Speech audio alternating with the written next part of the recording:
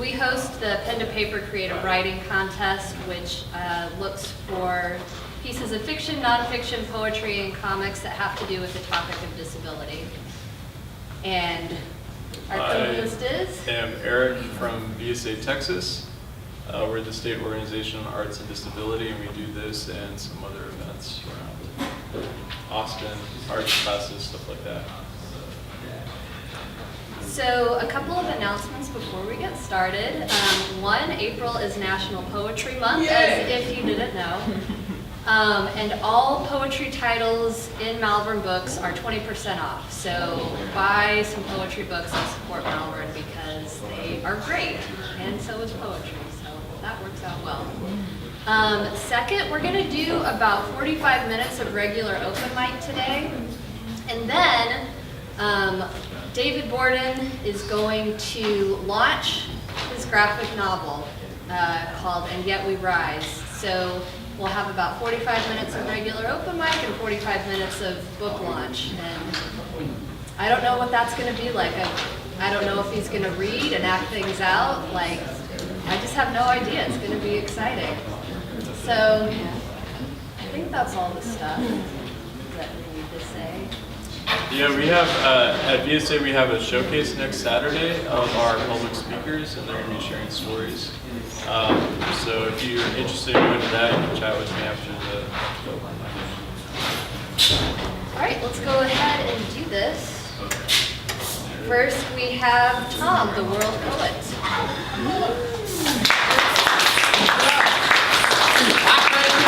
Thank you very much. I'll pay you afterwards. This here is about what happened in the last 2 hours, okay? So it's fresh. Before it rains, there is moisture suspended in the air, as if undecided what to do. Clouds obscure stars, so light is not connected nor connected. Uncertainty as to when, we know why, these same lead skies will drop their tears. We wait, hesitate, withdraw. Forecasts change. Skies remain stubborn and dark. It is as if we are in no man's land. Waiting is a dis-ease, out of balance. We are out of tune. If it would only rain, we could howl and cry and rent our garments in some old testamental fervour. It is Sunday, but we're stuck. And to write may not precipitate change, but we write to unbottle the genie, gain 3 wishes, and waste them again on stopping the rain. Storm, cyclone, hurricane. All begins in the mind. There is energy in anger, says John Lydon of Sex Pistols. Marriage of the elements begins in argument. We do not have to agree. Screech, shout, scream. Volcanoes of emotion erupt naturally. You seek within the storm a stillness. To get there is the death of storm chasers. Wild waves drown many a willing voyager. Even oceans get disturbed, enraged. Of course, red is more than colour. Of course, anger must be transformed. Muted or transmuted, it is a moving experience like a hurricane, a cyclone, a flood, or a storm. There is a spirit in all things moving. Every motion has more meaning. And the last, about the happened. Look, if I knew where I was going with this, I would not need a GPS, nor Siri, nor Alexa. If my natural intelligence is found wanting, what need is there for artificial intelligence? If even self-driving Google cars in Austin collide and Tesla rockets explode on launch, why do I need to move or explore all spaces surrounding? Quietist philosophers meditate in Marxian libraries, while Stalins and Lenins and Maos and Ho turn poetry of manifestos into 5-year plans that fail.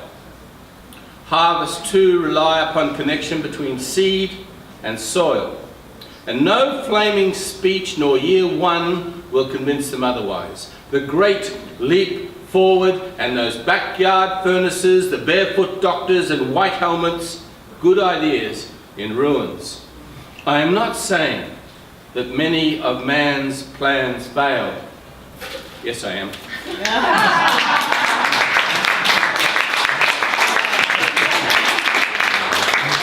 thanks, Thom. Next up, we have Ray.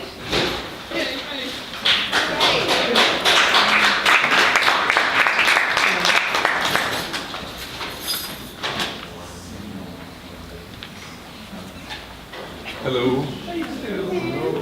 In honor of April Fool's Day, I'm going to do a a cappella version of Fool on the Hill by the Beatles. April Fool. Actually, I've come here to discuss the attributes of carbon monoxide poisoning. No, that's because it's April 2nd. Here we go. In honor of Poets Month, I have the first kind of story poem I really ever wrote. I fell in love with a girl named Anne once, about 25 years ago, and this is what happened. I wrote her a poem. I call this poem, suspiciously, Anne. Several years ago, about this time, on an average starry midsummer night, I remember thinking how romantic it was as the moon shone full and bright. Sitting in the moonlight shade of a proud oak tree, by where a creek was blocked by a log, a squirrel danced near a waterfall in step with the song of a frog. Caught up in the sense of the moment, I said to the frog and the squirrel, well, this must be what God had meant when he decided to create the world. More beauty than man can perceive, with only one human being in sight. Don't think that I don't notice the cast here. It's just me and Mother Nature tonight. A poetic frog sits alone on a stone, which to him would seem like a boulder. He jumped and he sang all the way to the pond with a brief little stop on my shoulder. Mr. Frog seemed a little depressed, all alone on this beautiful eve, until his songs were answered by Miss Frog. I watched as they both turned to leave. Well, suddenly my heart began sinking, being left with just me and the squirrel. We were the only two who were still alone in what now must be the whole damn world. Then the squirrel jumped over the creek and he scampered up the oak tree. And sure enough, there was Mrs. Squirrel and the whole squirrel family. Yes, it was years ago about this time, on a romantic starry midsummer night. I remember thinking how lonely I was as the moon shone full and bright. It was then I saw something amazing, just before my most wonderful sigh. Some moonlight became one with a shadow and was seen through a tear in my eye. It was a woman that far surpassed beauty. I'm a fool to even fumble for words. What's the flavor of nectar to bees? What's the feeling of sky to a bird? For a moment, I forgot I was lonely, until I was interrupted by the squirrel. He said, this must be what God had meant when he decided to create a girl. But alas, when I wiped my eyes in wonder, the universe had played a cruel joke. The vision was gone, as it was all along, and the squirrel acted as if he hadn't spoke. So now that the story is completed, Mr. Squirrel will assume all the blame for a vision that's finally fulfilled and a poem which is finally named.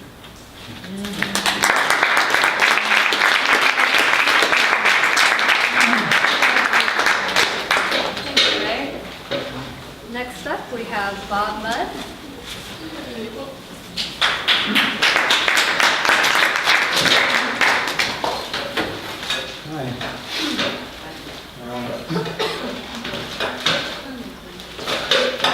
Many events that we start in Australia, they open with acknowledgement of the original settlers of Australia, the Aboriginals. This one's called the Aboriginal voice. When you hear the voice of the Aboriginal elder, it is quiet, it is patient, it is humble, it is calm. There are hundreds of thousands of voices behind the word spoken. What is not said is important. The only question begged is that you listen as you would listen to all the stars in the sky. These are the same stars that Vincent van Gogh saw and painted. If you too are quiet, patient, humble and calm, and you listen, perhaps you'll also hear what the land says, the rocks, the trees, the lizards, and what the birds in the sky say. You and I who make the air that we all breathe, it is the same air in the same sky.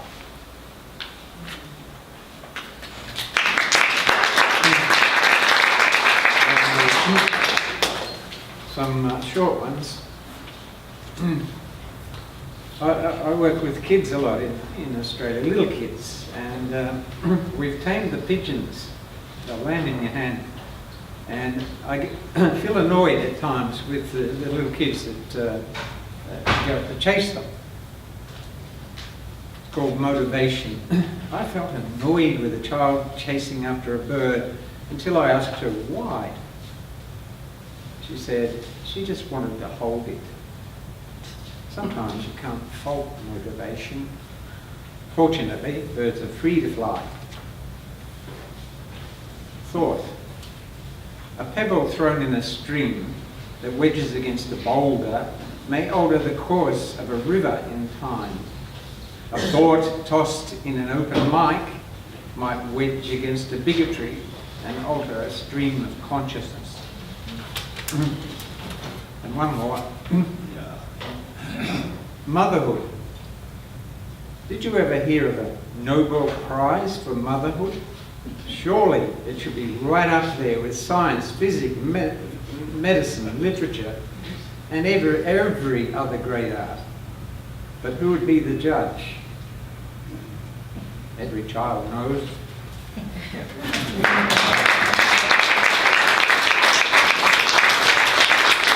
Thanks, Bob. All right, more poet with Trev the road poet. You're the world poet. Trev's the road poet. Thank you. How many of you are proud of Texas?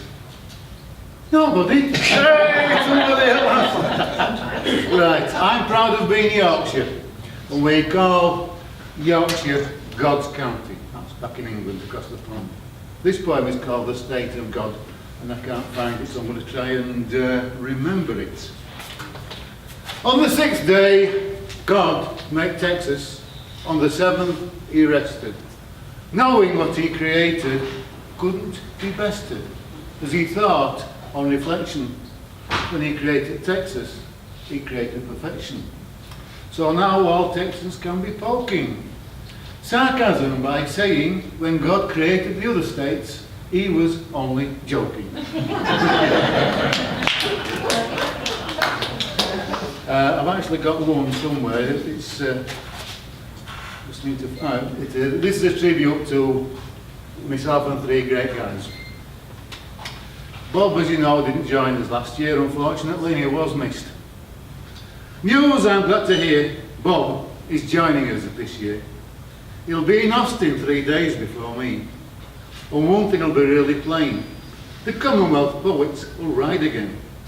And if David joins us, that's David Lester Young, by the way, that's one more.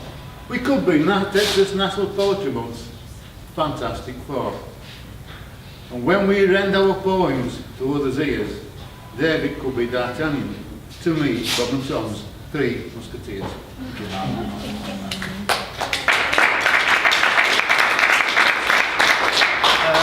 I'm here, but my luggage will be now somewhere over the pond. I came without it yesterday. They got me to the plane because of the time gap between them, but somehow my luggage didn't make it. Hopefully they will get it. I will get it tonight and I can have a share. We landed at Austin, my spiritual home, to begin my 7th Texas poetry roam. Up to then I could tell things had gone well, but I got to customs only to find my suitcase had been left behind. but spare clothing I didn't lack. I always carried spares in my backpack. Feeling somewhat slightly blue, nothing I could really do. So I'll call, because the motel provides towel and soap. Eventually, I got through passport control, picked up my car and thought, what's wrong? Remembering to drive on the right as I headed for my tours opening night. And I'll end with one I've just written. It's poem number 22, or is it? No, 23, yeah. And it's the sky grey, a dull start to the day. Then it became dark as I walked in Walmart's car park. Lightning flashed and thunder crashed. The rain poured, things didn't look good. Low-lying areas looked as if in flood. Making my way through heavy spray, driving downtown. It's still pouring down. Then it started slowing. Stopped and blue sky started showing. Not a moment too soon, and I'm writing this on a familiar sunny Austin afternoon. Thank you.